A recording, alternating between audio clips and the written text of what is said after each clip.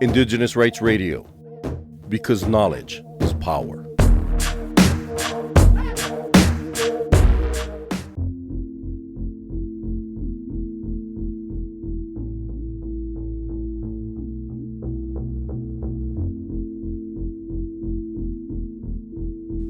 Indigenous peoples need to be aware of the global trend, transition to the green economy, and which minerals are important in the green energy transition so that they can ensure their right to free, prior, and informed consent is fully respected and operationalized before any decision to do exploration for these minerals takes place on their lands and territories. Free, prior, and informed consent is the right that is specific to Indigenous peoples. It is a unique right to give or withhold consent to all projects affecting our lands, territories, resources, cultural heritage, and more. FPIC does not equate to consultation. FPIC is both a procedural and a substantive right. We have talked about the principles of FPIC in the previous episode, so the first three principles of FPIC, free, prior, and informed, constitute the procedural aspect, while the last principle of consent constitutes the substantive aspect of FPIC. With the increased use of renewable energy in new investments, the average amount of minerals needed for a new unit of power generation capacity has increased by 50% since 2010. Depending on technology, different mineral resources are used. Nickel, cobalt, lithium, manganese, and graphite are important minerals to ensure the optimum performance of batteries. To produce permanent magnets that are used for wind turbines and electric vehicles, rare earth elements are required. All electricity-related technologies are still in need of large amounts of copper.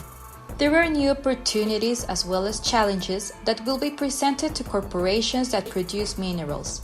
At present, coal is widely used to produce electricity, but in the near future, this is set to change. Transition mineral mining is set to overtake coal production before 2040. Minerals and battery recycling can help reduce the primary demand for minerals, 25% for lithium, 35% for cobalt and nickel, and 55% for copper by 2040, according to the Institute for Sustainable Futures.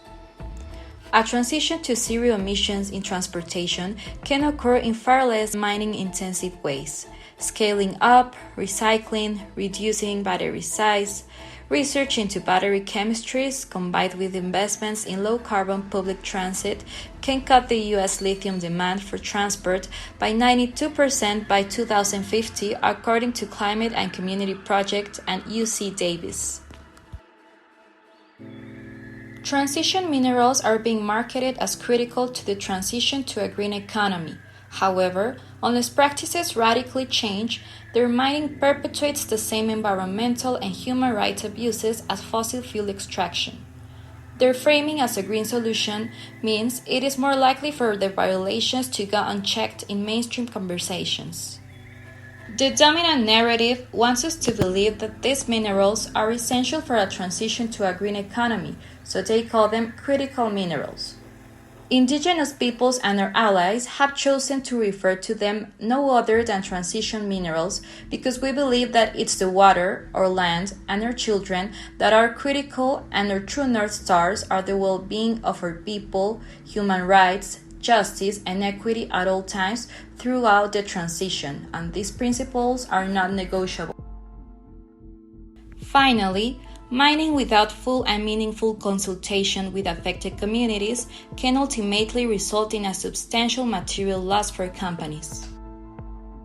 We believe that because of associated reputational and social risks, companies, especially in the EV industry, and their investors and suppliers, mainly because of the kind of clients that buy these electric vehicles, it has become accessible for us as Indigenous activists to meet with investors and companies directly and lay out these risks that these companies may encounter if they do not respect the rights of Indigenous peoples, and reputation risks can and will lead to financial, political, and human rights risks.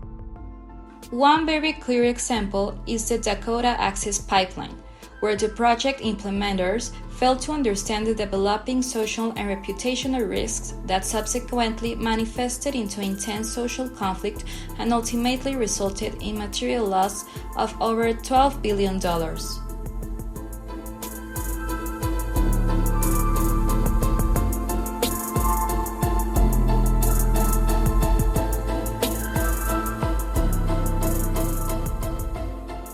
Thank you for listening to this episode. Please make sure that you listen to all 5 episodes. For more on the rights of Indigenous peoples, visit cs.org and follow Cultural Survival on Facebook, Twitter, and listen to Indigenous Rights Radio on SoundCloud and Spotify.